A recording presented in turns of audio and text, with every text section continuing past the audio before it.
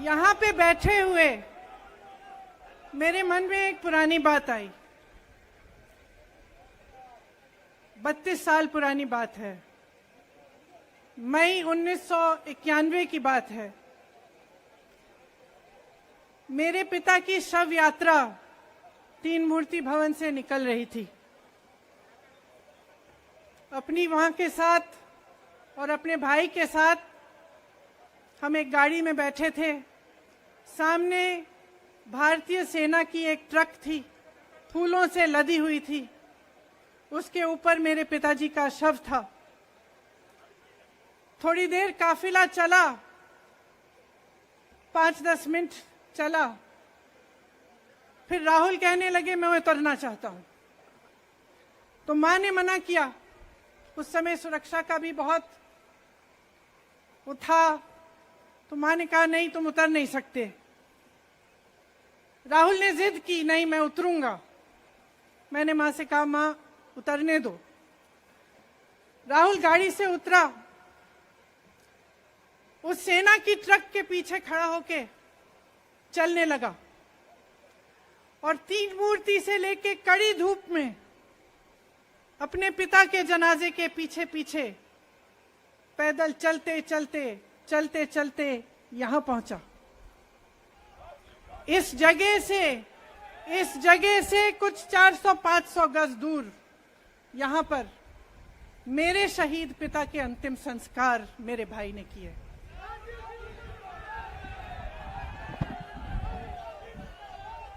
सुनिए, वो चित्र मेरे दिमाग में अभी भी है, मेरे मन में है।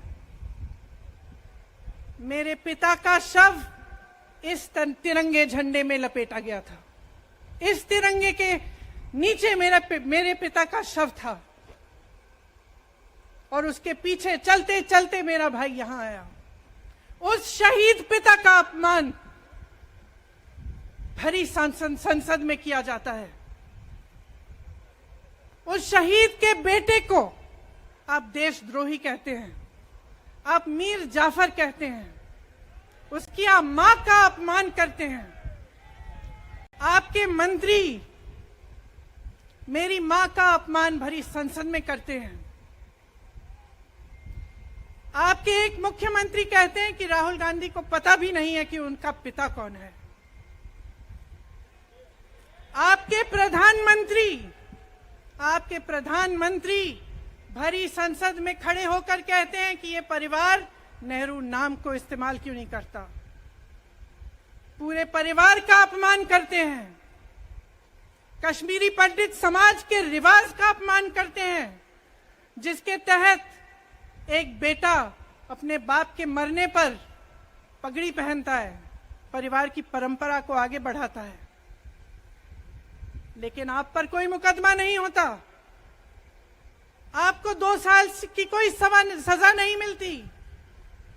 आपको जेल की सजा नहीं मिलती। आपको संसद से कोई बाहर नहीं निकालता। आपको मना नहीं करता कि 8 सालों के लिए आप चुनाव नहीं लड़ सकते। क्यों? मैं पूछना चाहती हूं क्यों? आज तक हम चुप रहे हैं। हमारे परिवार का अपमान करते गए। मेरे भाई ने क्या कहा? संसद में वो मोदी जी के पास गए और उनसे गले लगे। मेरे भाई ने कहा मैं आपसे नफरत नहीं करता हूं, मेरे दिल में आपके लिए कोई नफरत नहीं है, हमारी विचारधारा अलग है, लेकिन हमारी नफरत की विचारधारा नहीं है।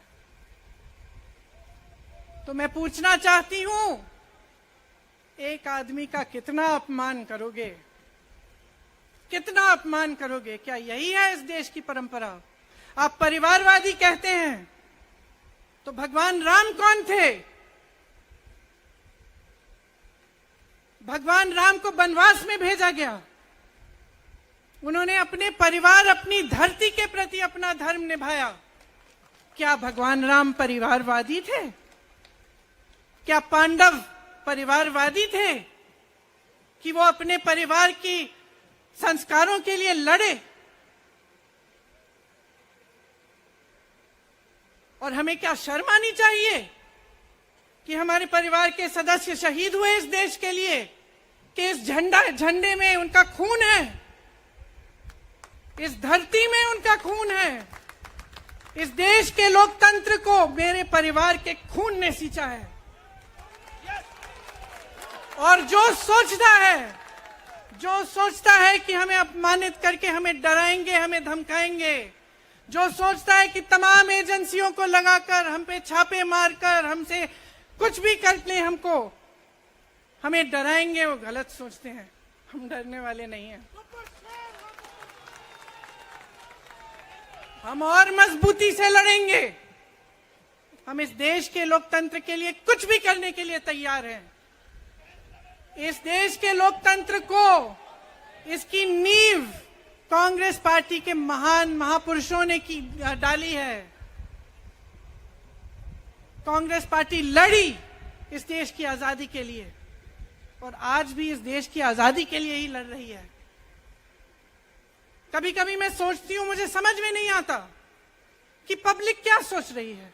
क्या देख नहीं रही है क्या हो रहा है? क्या आपको दिख नहीं रहा है कि आपकी सारी संपत्ति लूटी जा रही है, एक आदमी को दी जा रही है, गिने चुने उद्योगपतियों को सब कुछ दिया जा रहा है? किसकी संपत्ति है? ये राहुल गांधी की संपत्ति है, ये आपकी संपत्ति है। ये पीएसयू किसके हैं? किसके लिए बनाए गए? आपके लिए बनाए गए, जो ऐसे एक के बाद एक इनको बेचे जा रहे हैं, दिए जा रहे हैं। इसी से तो आपका रोजगार आता है। छोटे उद्योगों से, छोटे व्यापारियों से आपका रोजगार आता है। किसी बड़े अडानी से नहीं आता। रोजगार नहीं देते, छीनते हैं आपका रोजगार। तो आप समझ क्यों नहीं पा रहे हैं? आप गैस के सिलेंडर के लिए 1000 रुपए दे रहे हैं और यहां आपकी सारी संपत्ति किसी को सौंपी जा रही है। राहुल गांधी जी ने क्या कहा? अरे कौन सा इतना बड़ा जुल्म कर लिया कि आपसे 2 सवाल पूछ लिए, जवाब नहीं दे पाए ना, घबरा गए। और जो अहंकारी होते हैं, तानाशाह होते हैं, क्या करते हैं? जब सवालों का जवाब नहीं दे पाते तो पूरी सत्ता को लेकर जनता को दबाने की कोशिश करते हैं। जो सवाल उठाता है उसको दबाने की कोशिश करते हैं। आपने कभी सोचा है, आंखें खोलिए, आपने कभी सोचा है कि ये पूरी सरकार, ये सारे मंत्री, ये सारे सांसद एक आदमी को बचाने की क्यों इतनी कोशिश कर रहे हैं? इस अडानी में है क्या कि इसको आप सारी संपत्ति दे रहे हो देश की? 20 हजारों करोड़ शेल कंपनियों में इनके हैं और आप इन पे इंक्वायरी नहीं कर सकते। ये अडानी है कौन कि आप सब उनका नाम उठते ही बौखला जाते हैं और उनको बचाने में लग जाते हैं? देखिए, आप इस देश के देशवासी हैं, ये देश आपका है, ये लड़ाई आपकी है। आज तमाम नौजवान बेरोजगार क्यों हैं? हम इश्तेहार तो देख रहे हैं, होर्डिंग देख रहे हैं, मदर ऑफ डेमोक्रेसी लिखा है, कहते हैं कि हमारी अर्थव्यवस्था बहुत तेजी से आगे बढ़ रही है, तो इतने नौजवान बेरोजगार क्यों हैं? तो जहां जहां हम जाते हैं बेरोजगार नौजवान क्यों दिखते हैं? इतनी महंगाई क्यों है? इतनी महंगाई क्यों है? क्या आप इतने बड़े काम कर सकते हो लेकिन एक गैस सिलेंडर का दाम कम नहीं कर सकते? आप छोटे व्यापारियों की मदद नहीं कर सकते? आप रोजगार नहीं बनवा सकते? तो फिर आपकी सरकार किस काम की है? लोगों को दबाने के लिए है या अडानी जी को आगे बढ़ाने के लिए है? तो आज ये समय आ गया है कि हमें गंभीरता से सोचना पड़ेगा। ये सरकार पूरी कोशिश करती है कि आपका ध्यान भटकाया जाए। अब आप सोचिए, कन्याकुमारी से कश्मीर तक एक आदमी चला, उसके साथ लाखों लोग चले। क्या पैगाम लेके चला? किस लिए चला? उसके दिल में क्या भावना थी कि लाखों लोग देश भर से उससे जुड़ के चले? समता, एकता की भावना थी। आज आपके सारी मीडिया, आपके सारे मंत्री, आपके सारे सांसद, आपके सारे कार्यकर्ता कह रहे हैं कि राहुल जी ने विदेश जाकर देश का अपमान किया, राहुल जी ने एक वर्ग का अपमान किया। क्या एक आदमी जो कन्याकुमारी से लेकर 5000 किलोमीटर कश्मीर तक चल के ये रोज रोज कहता है कि इस देश को एक होना चाहिए, सबको समान दृष्टि से देखना चाहिए, क्या ये आदमी देश का अपमान कर सकता है? क्या ये आदमी एक वर्ग का अपमान कर सकता है? तो ये आदमी क्या कर रहा है? ये आपकी आवाज उठा रहा है। ये क्या कह रहा है? कह रहा है कि गरीबों को अपना हक दो, नौजवानों को अपना हक दो, महिलाओं को अपना हक दो। यही तो कह रहा है। और हक क्या है? हक ये है कि जो आपका है वो आपके हाथों में जाना चाहिए, किसी बड़े उद्योगपति के हाथ में नहीं, जो प्रधानमंत्री जी के मित्र हैं। ये है आपका हक। उसी हक की लड़ाई लड़ रहा है।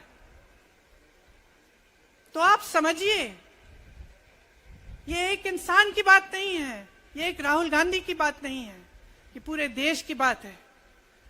जब हम कहते हैं लोकतंत्र को बचाना है, तो हम किस बात की को बचाने की कह रहे हैं? क्या कह रहे हैं हम? लोकतंत्र क्या होता है? खुल के जवाब मांगो, सवाल उठाओ।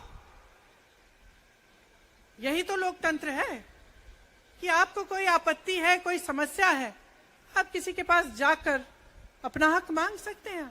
आप कह सकते हैं, भाई हमारे लिए ये क्यों नहीं किया, इतनी महंगाई क्यों है, हमारे लिए रोजगार क्यों नहीं बनाए। लेकिन आज यही हक आपसे छीना जा रहा है और आपका ध्यान इधर उधर भटकाया जाता है और इतनी चीजों को फैलाया जाता है जो सच नहीं है, झूठों को फैलाया जाता है। आप सोचिए, राहुल गांधी दुनिया के सबसे बड़े जो शिक्षा के संस्थान है वहां से पढ़ के आए हैं। हार्वर्ड और कैम्ब्रिज की उनकी डिग्री है। कैम्ब्रिज से उन्होंने इकोनॉमिक्स में मास्टर्स डिग्री, एमफिल डिग्री उनको मिली। आप उसको पप्पू बनाते हैं। पूरे देश भर में आपकी सहायता के साथ मेरे मीडिया के दोस्तों, डिग्री आपने देखी नहीं, सच्चाई आपने देखा नहीं, उनको पप्पू बना दिया। फिर पता चला कि ये पप्पू तो यात्रा में निकल आया और पता चला कि ये तो पप्पू है ही नहीं। इसके साथ तो लाखों लोग चल रहे हैं। ये ईमानदार भी है, ये सब बातों को समझता भी है, ये जनता के बीच जा रहा है, जनता की समस्याओं को सुन रहा है, तो जनता इसके साथ चली जा रही है। तो घबरा गए कि राहुल गांधी ने संसद में वो सवाल उठाए जिनका उनके पास जवाब नहीं है।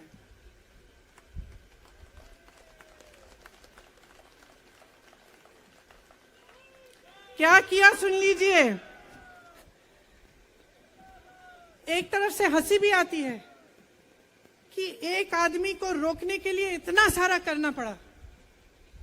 जिस आदमी ने राहुल जी के खिलाफ सूरत में कंप्लेंट लगाई, आपको मालूम है कि पिछले साल उसने खुद कचहरी में जाके बोला इस पे आप स्टे लगा दीजिए। 1 साल के लिए अपने ही केस पे स्टे लगवाया।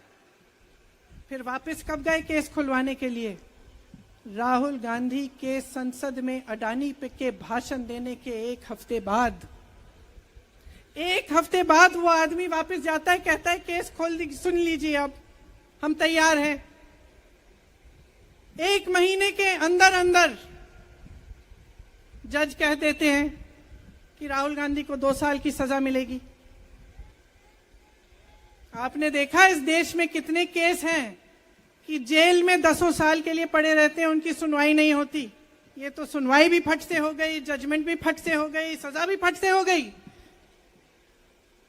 और आपने कह दिया अगले दिन कि 8 सालों के लिए ये चुनाव नहीं लड़ सकते, संसद से बाहर कर देंगे इनको। वाह वाह। वाह वाह वाह वाह, बहुत धैर्य है आप में। अरे कायर हैं, कायर है इस देश का प्रधानमंत्री। लगा दो केस मुझ पर, लगा दो केस मुझ पर, जेल ले जाओ मुझे भी, लेकिन सच्चाई ये है कि इस देश का प्रधानमंत्री कायर है।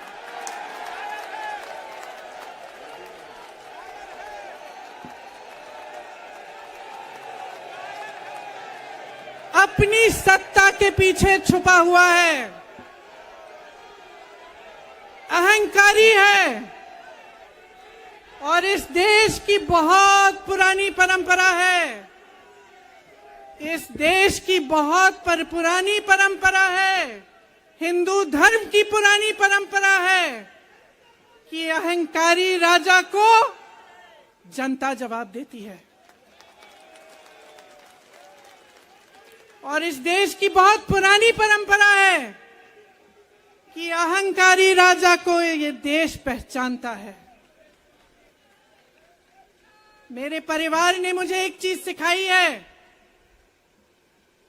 कि ये देश दिल से बोलता है और दिल से सुनता है। ये देश सच्चाई को पहचानता है, और मैं जानती हूं कि आज वो दिन है जब से सारा कुछ बदलने लगेगा।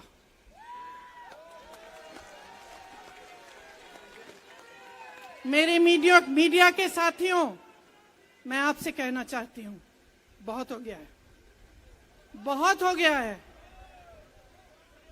मैं जानती हूं आप पर कितना दबाव है, मैं जानती हूं कि आपको लाइन भेजी जाती है कि आज आपको ये कहना है, आज आपको ये लिखना है, लेकिन आपकी एक बहुत बड़ी जिम्मेदारी है।